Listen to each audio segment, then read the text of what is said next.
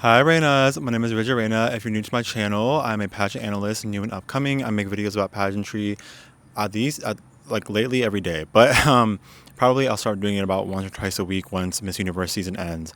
If you're new to my channel and you want to join the Reyna family, go ahead and hit the subscription button down below. My Instagram will be linked in the description box and also in the pinned comments in the comment section. So feel free to follow me, and also feel free to DM me on Instagram. I try to get back to everyone within at least 24 hours or so, unless I have something like crazy going on.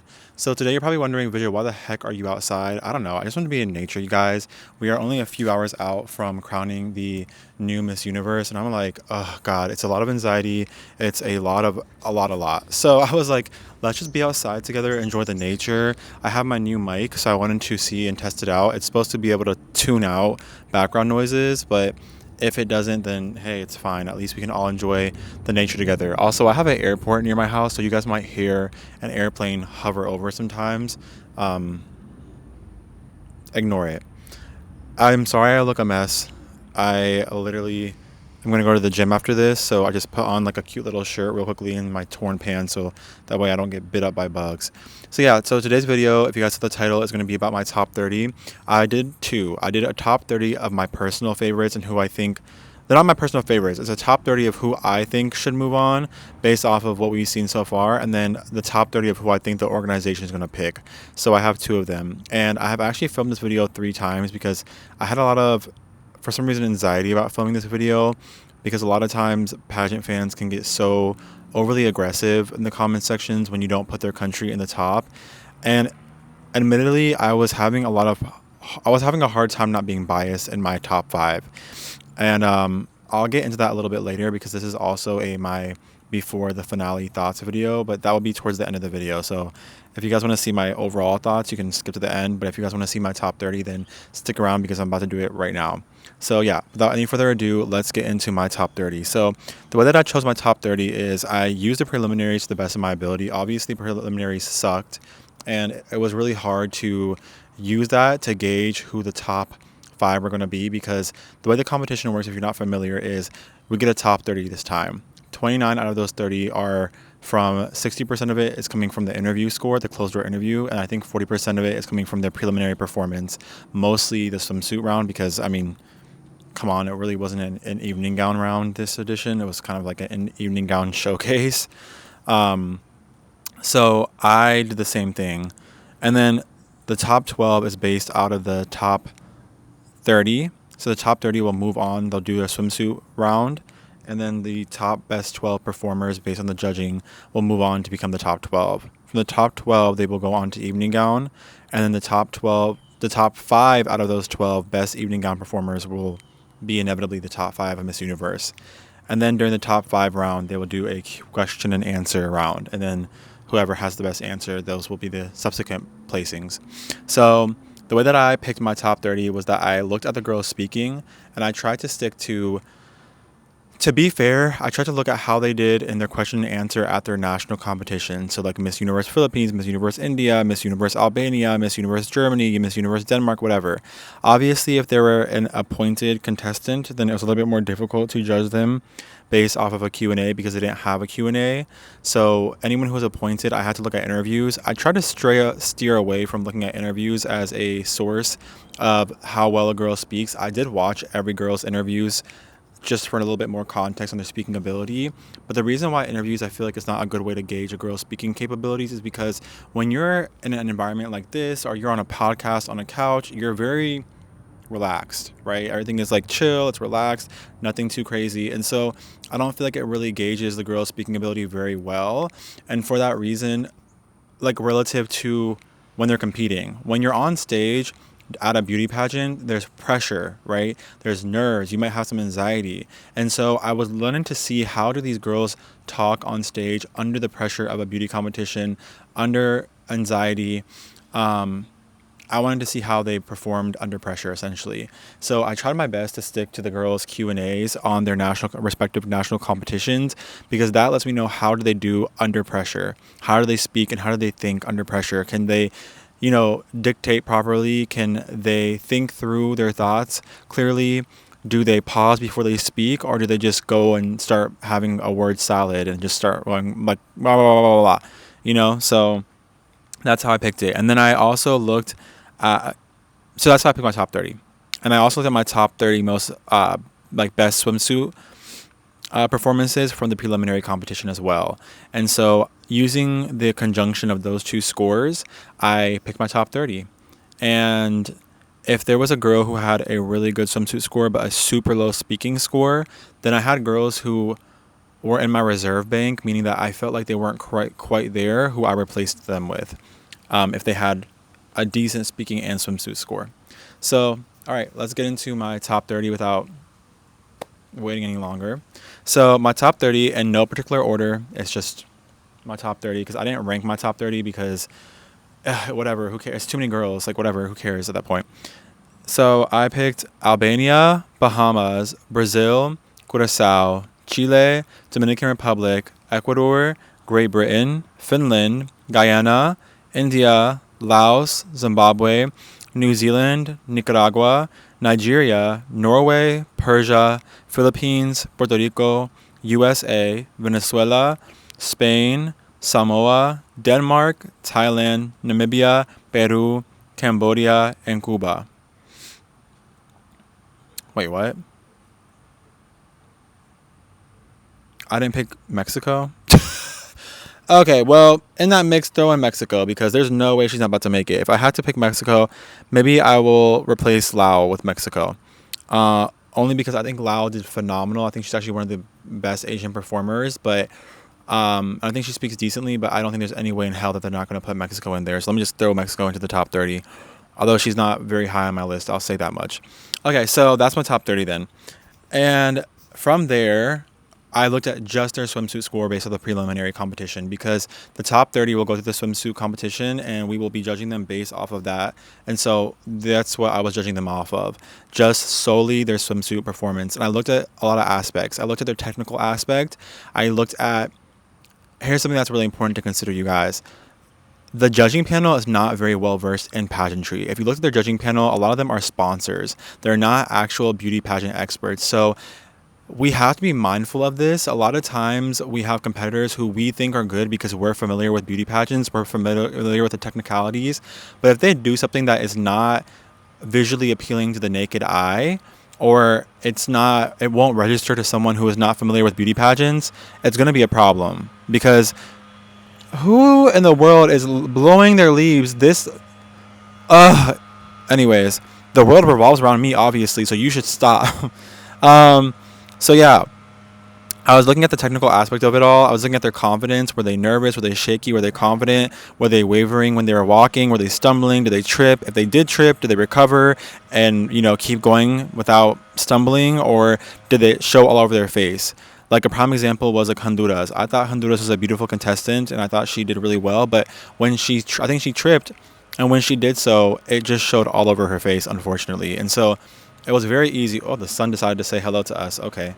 That's how I kind of looked at the swimsuit competition and how I ranked their walks. So based off of that, I made my top 12. And my top 12, let me just say, inevitably, there's going to be girls who I still liked and I would have loved to move forward. But if I was thinking about things like Sash Factor, if I was thinking things about the judging panel and their biases, if I was thinking about the fact that they're in Latin America with the crowd and the audience, if I was thinking about just technicality and the skills, there were some girls that inevitably were not able to move forward. Some of my favorites who I did not have move forward, for example, were Great Britain, Nigeria, Zimbabwe, surprisingly, Finland. For me, during the preliminaries, Zimbabwe and Finland underperformed, unfortunately.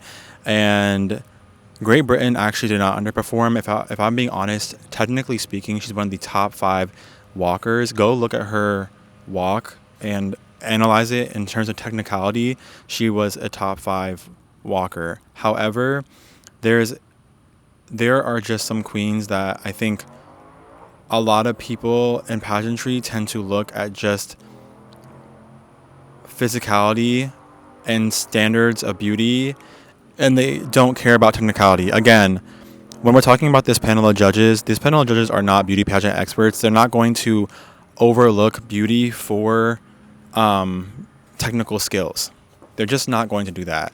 It's unfortunate. If I was making my list based off of just technical skills, this list honestly would be completely different. And if you guys want me to, after the competition's over, I can tell you based off of technical skills who was the best. But I have to take into factor the actual beauty standard of the contestant and where they are relative to beauty standards in Latin America and the world, but mostly Latin America because a lot of the judging panel is Latino.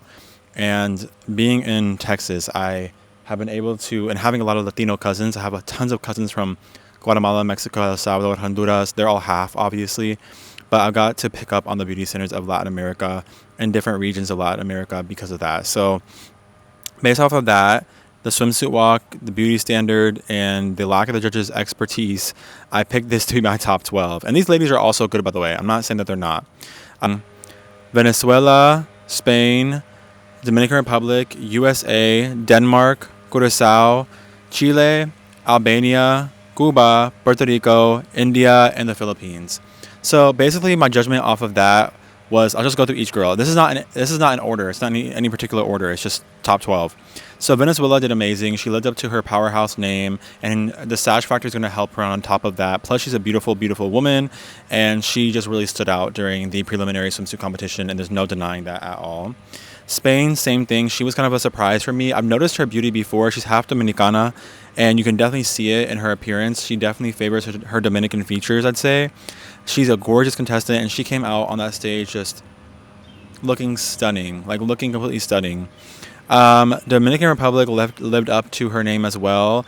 Dominican Republic has been a contestant that people are not very much happy with, but at the end of the day, you cannot deny that she looked beautiful, and she took her sweet time.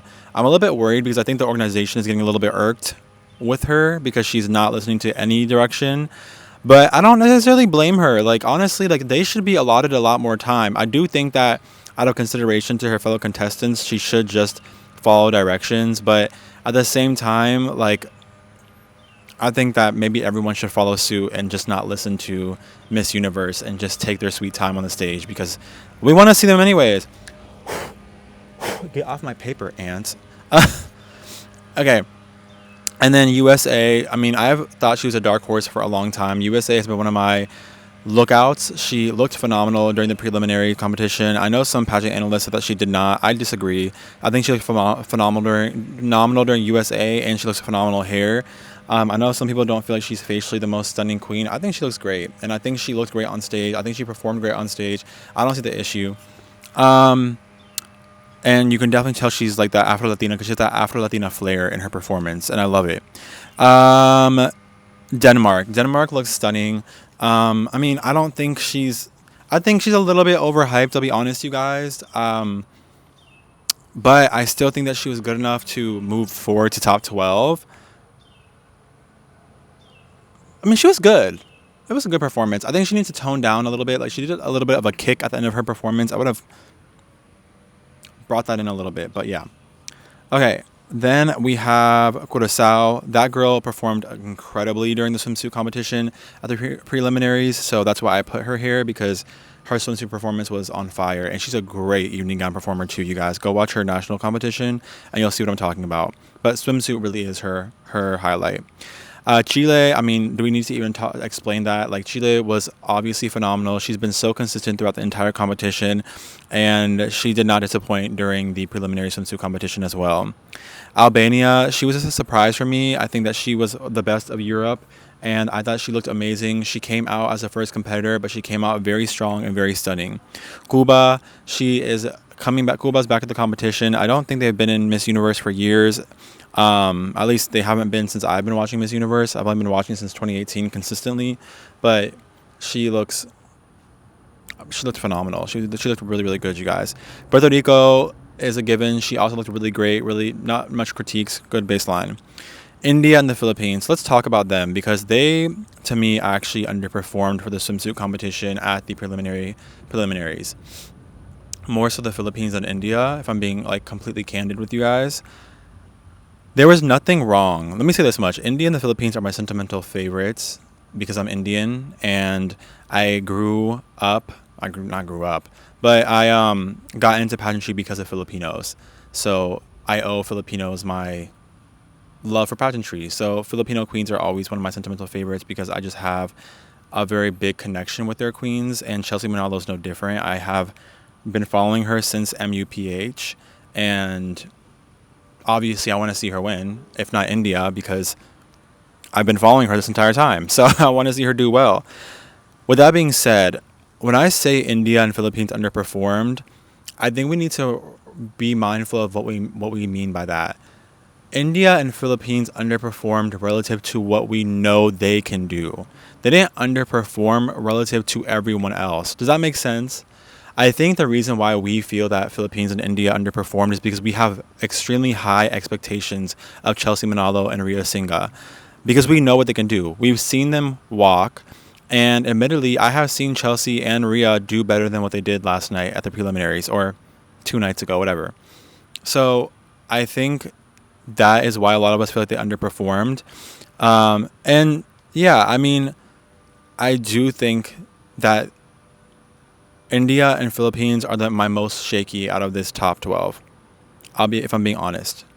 They are the most shaky ones out of my top 12. If I had to, I'm putting them on there because I still think they were good. Like for the Philippines, I think that she was still good, but I'll get more into it in my afterthoughts. But if I had to pick someone else, 2 other girls who I think could also make it in the top 12 outside of them, I think New Zealand was great, Ecuador was great, Brazil was great. Yeah, one of those 3. Maybe Nigeria, I don't know. So one of those 3 or 4 girls I think could also be swapped in for India or the Philippines if they don't pick it up and step it up and give a full potential performance at the finales. Because I know both of those girls can do better, but I think they have renowned beauty. I think Chelsea and Ria are very beautiful. They looked phenomenal. Their energy was great. It wasn't a confidence issue at all. It was just a matter of their energy. Their energy needs to be picked up. Both India and Philippines need to have higher energy. And yeah. So moving on, let's talk about my top 5. So from there, I judged. Evening on was hard. Going from top 12 to top 5. That was hard. And the reason why it was hard was because we did not get a preliminary evening gown performance. What the heck was that showcase? How am I supposed to judge these girls? And so what I mean by that is, at the end of the day, I could go back to all these girls, because I think everyone on my top 12 did compete. They did not get appointed. So I can go back and check out all of their respective evening gown performances from their national competitions. But the problem with that is that some girls have been crowned for months now. So how they performed at the national competition may not really be representative of what their level of, like, their technical level is now, or their performance skills are now. Does that make sense? Like, I don't necessarily think that, like, Venezuela has been crowned for almost a year, so I don't know that whatever she gave to us back a year ago is going to be representative of where she is at now skill-wise. The Philippines was crowned months ago, so I would expect that she's improved tremendously since then. And then girls like India were crowned like a month ago, so we can kind of gauge where she might be by now a little bit better than we can gauge Thailand, or, well, she's not in my top 12, but the Philippines or Venezuela or Spain, like, you know, girls who were kind of crowned months ago. So what I did to judge my top 5 was think about likelihood factor, like being realistic. Again, their gowns, I did look at their gowns for the preliminaries to see how did it stand out, because again, the judging panel, they're not beauty pageant experts, so they're not going to care about, like, you know, a lot of pageant fans like to over explain their contestants' gowns when it does not live up to expectations, and they're like, well, I think that they did it because that's great and everything, and I love that you want to have a reasoning behind your contestant not being up to par, but ultimately we have to remember that these judges are not beauty pageant experts. They're not overthinking it the way that we are, and they don't have time to overthink it because they're judging on spot. So what they see, it's not like us, you guys, where they have like time to think afterwards about, oh, well, actually, when you think about it, it was so, like, no, there's no time for that when you're a judge, and especially when you're not an expert judge and you just kind of have to like make a quick judgment and give a score. You're going to, let's be honest, they're just going to look at the beauty. They're going to look at the dress and see how beautiful it was and the girl and how much she was stunning in it, and that's what they're going to judge it off of, and that's just what it is. And I know some of you guys might argue, well, what about Michelle D last year? Michelle D looked beautiful last year. There's no arguing that at all. I don't know what happened to Michelle D. I don't know why they didn't move her forward. My assumption is that she did this little thing with her hand, and that is a signature move of Michelle D that we all know is iconic. But we, as Filipino and non-Filipino, I guess because I'm not Filipino, fans see as iconic because we're familiar with Michelle D. But if you're a judge who has no idea who the hell Michelle D is, which, believe it or not, a lot of people don't know who Michelle D is, and you don't know anything about beauty pageants, if you see someone do this, you're gonna be like, what is she doing? Does that make sense? And it's not a diss on Michelle D. I love Michelle D.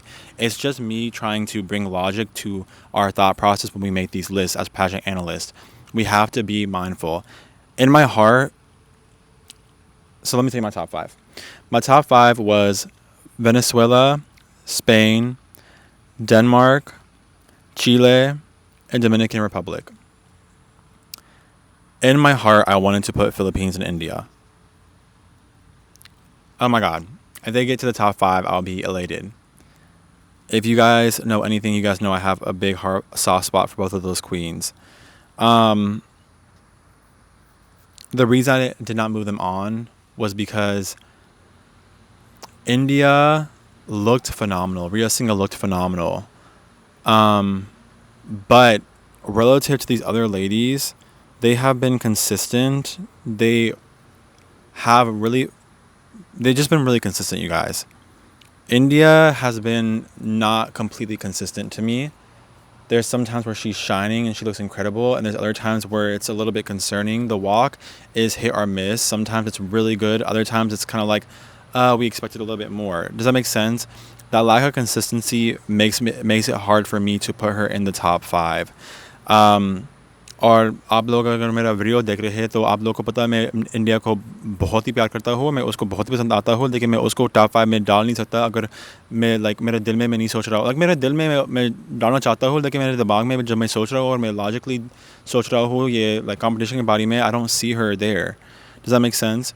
For Philippines, so Chelsea Manalo is a phenomenal evening gown performer. It's not the issue. And let's talk about the gown. The gown is a controversial topic with Chelsea Manalo. People either love it or they hate it. Personally, I loved Chelsea in it. But I don't know if I would have loved anyone else in it. Does that make sense? Because Chelsea is so beautiful and she has such a strong aura and she's so captivating and she's so elegant. It worked. But if it was anyone else, it would not have worked. And so because of that, I didn't move her forward. Also, her preliminary swimsuit performance made me a little bit worried. So when I saw the swimsuit preliminary performance, I first thought, did they Rabia Mateo her? Did Miss Universe Philippines Rabia Mateo Chelsea Manalo? Meaning, did they overtrain her to the point where she doesn't have any of her original Chelsea Manalo spark left? But then if you look at the audience views of Chelsea Manalo's dress and her twirling in it, I was like, I think we're okay. Because Chelsea Manalo's aura was still there. She still had that glow of a Miss Universe. However, they're going to have to give a hell of a better dress. She looked like a Disney princess. She looked phenomenal in that dress. But we're at Miss Universe. They're not looking for a Disney princess. They're looking for a Miss Universe. Does that make sense? So we have to be honest. When people were like, she looks different, she's not wearing the same old studded bejeweled gown. But the thing is, these people who don't know pageantry, that's what they want to see. They like the studded bejeweled gowns. When's the last time someone wore a ball gown and won Miss Universe besides Olivia Culpo? And don't use that as a freaking example because we all know she shouldn't have won. No offense. Janine should have won. But let's be real. Okay? Also, that's a whole different era. And in today's world, especially amongst Latinos who are judging the pageantry, they like those studded Colombia, Venezuelan type of gowns. That's just what they prefer. I don't think they're going to put her in that for the finales. I'll be shocked if they do. I don't think they will. I think they put her in that for the preliminaries because it gives a movement. It's versatile. It will definitely make her stand out. It did make her stand out. You can't deny that. She looked phenomenal. And also, why waste a good gown for that horrible preliminary evening gown showcasing? I mean, I would not have wasted that gown. I almost wish Rhea Singha of India would have saved that gown for the finales. I don't know what she has planned for the finales, but if she makes it to top 12, but yeah. My top 5, let's talk about it. So Venezuela. Venezuela has been consistent. She looked amazing. Her evening gown during her national competition was almost impeccable. And even though she didn't perform during the preliminaries, obviously, because the Miss Universe organization sucks and they wouldn't let any of the contestants perform, she still was confident and she still carried it very well. Spain was a surprise for me. She looked stunning. She looked beautiful. And I think that if she comes with a really good gown like she did at the preliminaries, I think that she will be in a really good position to move forward because she can perform and she has an aura about her as well. She is a stunning Kayamangi Morena queen, and I'm really honestly in love with Spain and surprised. Denmark also looked really phenomenal as well. She has a confidence. The crowd loves her. The people in Mexico tend to love her. And although I do think the whole blonde bombshell beauty is a little bit outdated, I don't think she is outdated. Does that make sense? I think she'll do well. Chile has been consistent like Venezuela. Same notes. Really, really good performance. Really good aura. And I can see her making the top 5 for sure. And then lastly, I put Dominican Republic. I'll say, admittedly, it was between Dominican Republic and Philippines for me. I think what edged out Dominican Republic is just going to be her appeal to the Latinos. Chelsea Manalo has one of the most beautiful faces in the entire competition, if not the most beautiful face personally. But there was something about Dominican Republic last night that was just, she was on fire. Does that make sense? Like she knew, she literally stepped up there. As much as you guys, not me, not we, as much as a lot of you guys don't like Dominican Republic, you can't deny that her execution, her beauty, and her aura was powerful that night. You can't. Like, you can hate her all you want, but to deny it would be lying to yourself. So in order, I had the 4th runner-up being Denmark. 3rd runner-up I had as Spain. 2nd runner-up I have as Dominican Republic. 1st runner-up Chile, and I have the winner as Venezuela. That's my reasoning based off of their speaking and what I have acquired. Now, let's quickly run through who I think the organization is going to rank and how I think they're going to rank them. So this is what basically for this one, what I thought of was how will the org look at things. I mean, I thought about that for my own list as well, but this one is going to be a little bit less sentimental and a little bit more straightforward about what I think the organization will rank these girls and put them in the placement, because I do think that this edition of Miss Universe, more so than any other edition, is going to be a lot more business and strategic.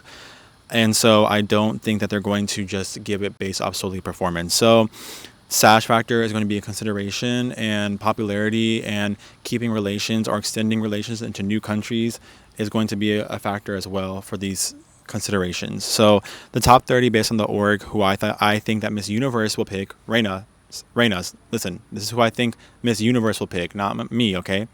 So my top 30 based off of what I think Miss Universe will pick is going to be Venezuela, Chile, Thailand, Finland, Zimbabwe, India, Philippines, Somalia, Nigeria, Brazil, Ecuador, Dominican Republic, Spain, USA, Mexico, Puerto Rico, Peru, Great Britain, Jamaica, Vietnam as the fan vote, Colombia, Cuba, Curacao, Samoa, Denmark, Albania, Malaysia, Cambodia, Australia, and New Zealand. So that is who I think the org themselves are going to pick.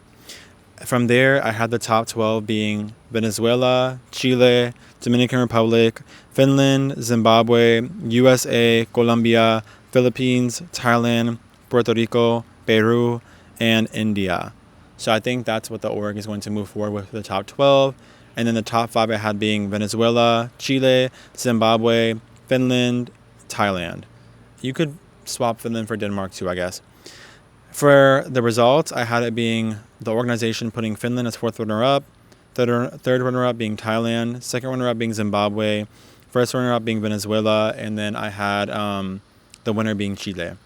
So the reason why I had that as my top 5 is I think that Finland and Zimbabwe are a great way to extend Miss Universe into the countries of like the Finnish people and the Zimbabwean people, as well as the continents of Europe and Africa, and give them, some more interest. And I can even see Nigeria making top 12 based on the organization. I mean, I think she made top 12 based on my own list as well. It just depends on how she performs that night, or tonight rather. But I think that this was a solid list for the top 5. I think that they are not going to crown Venezuela because Venezuela has so many crowns, and they know that Venezuela is a loyal pageant country to Miss Universe, and they're gonna come back whether they win or not. But if they can at least give them a high placement, it ensures their unanimous, probably undivided support for the next edition. And I think they're going to have the winner be Chile. Chile is versatile. She's consistent. She is a singer, so they can utilize her talents as well. She has a large following already with 900,000+ followers. So she already is a popular contestant amongst Chileans and Latinos, and just honestly international audience members. She speaks really well both in Spanish and English, which is really, really, really great because she can market herself, or they can market her to both Latin America, and as well as English-speaking countries. So she's a very marketable queen, and I think that she's followed directions pretty well when it comes to the organization's rules and not broken many. I think the reason why I kept Dominican Republic off of my top 5 because I think the organization might knock her for being a little bit rebellious throughout the entirety of the competitions. I mean, she has not really listened to the directions of those chaperones or of the at the preliminaries. There's video clips of the stage director telling her like, okay, like move on, and she's like, girl, she's like sitting there like,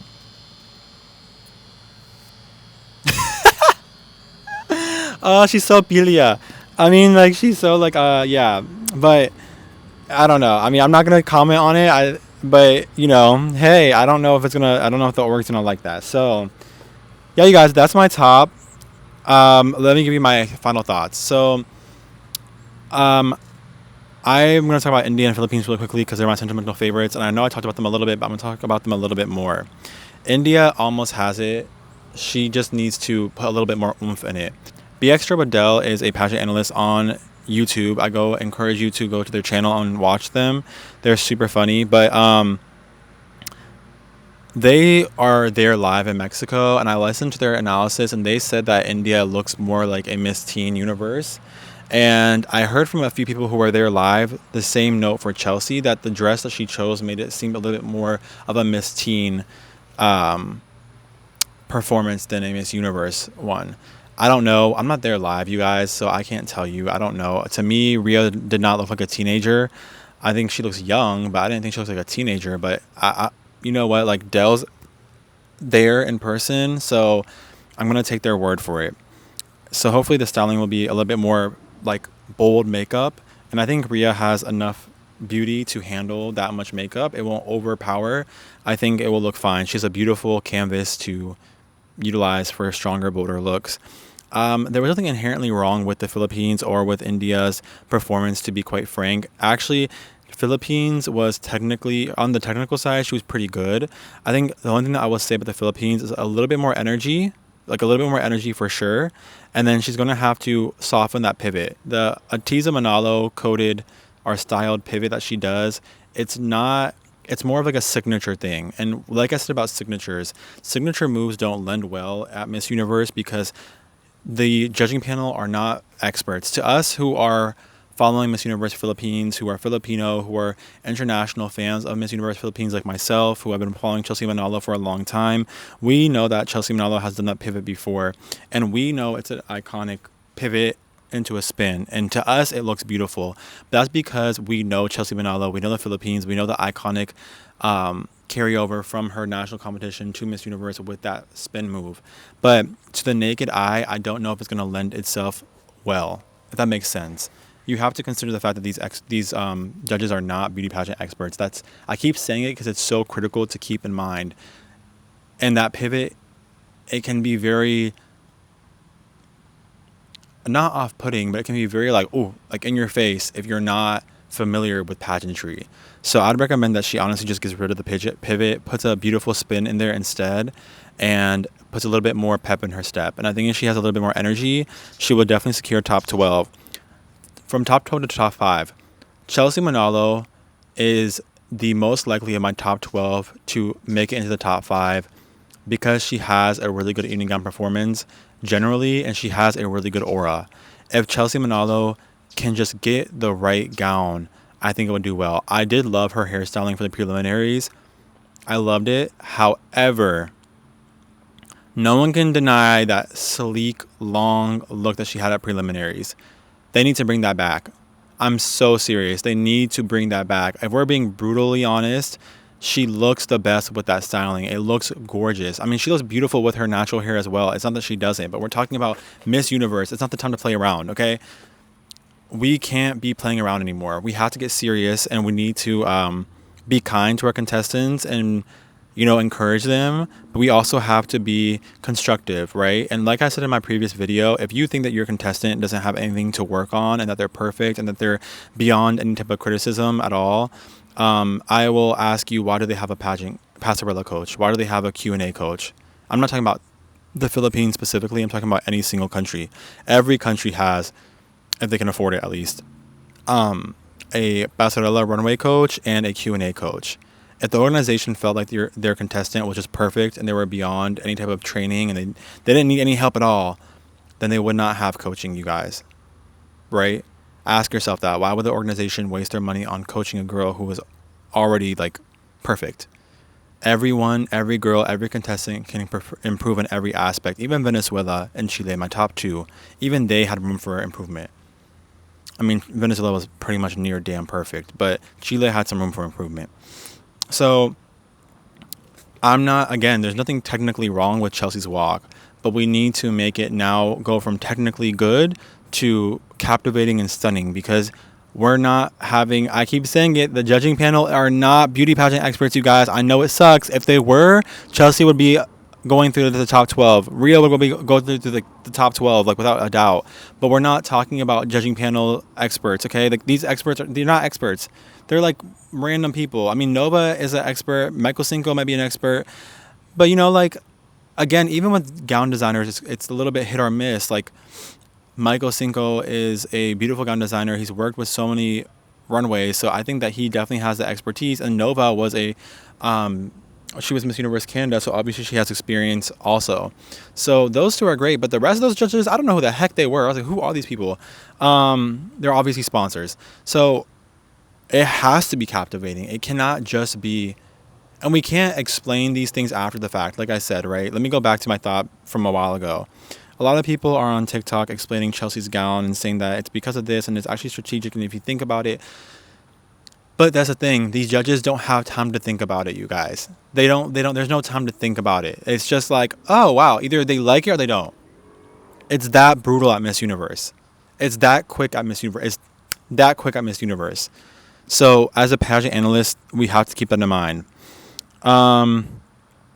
If Chelsea Manalo gives her Miss Universe Philippines prelim and finale performance tonight, mark my words, she's top 5. But if she doesn't, it's going to be a Rabia Mateo moment. So, and let me clarify, I love Rabia Mateo. She's half Indian like myself, so obviously I love her.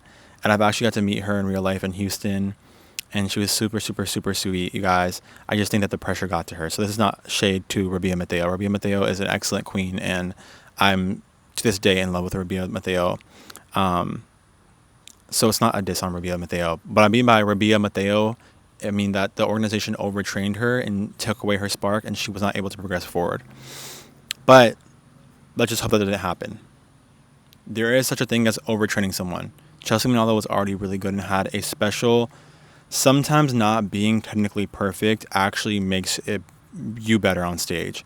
Chelsea Manalo was not technically perfect at Miss Universe Philippines, and that was almost what made it special. I don't know if that makes sense. So yeah, Venezuela for me is just like, was phenomenal. Asia this year was the weakest continent, for sure. I think Asia was the weakest continent. The girls from Africa are killing it this year. Nigeria is killing it. Zimbabwe is killing it. Zimbabwe was a little bit of a letdown. Nigeria was killing it, I think, this year from Africa. Continental winners. Continental winners for me would be Albania for Europe, Nigeria for Africa, Yeah, this is my personal list.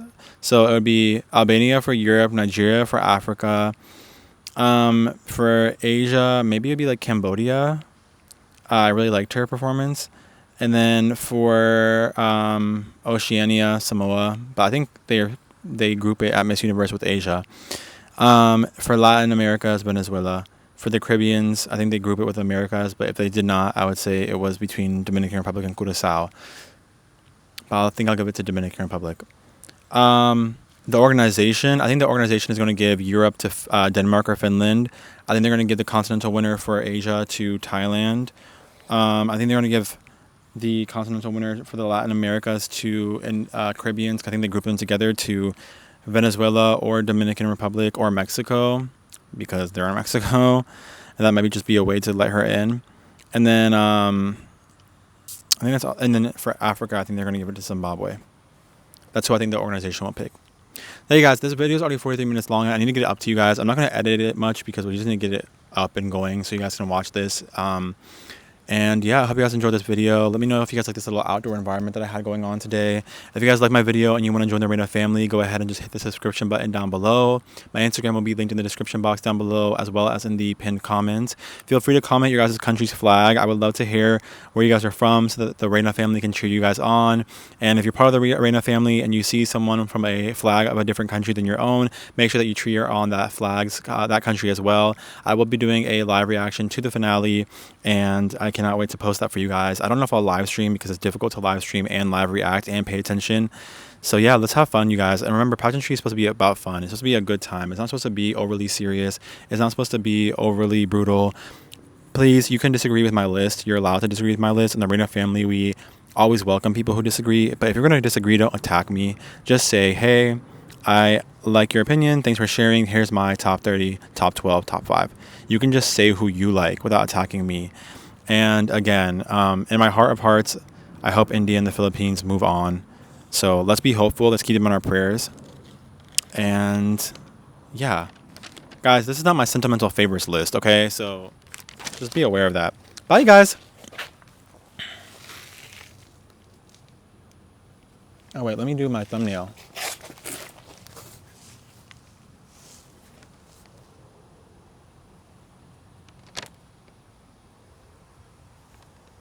Goodbye.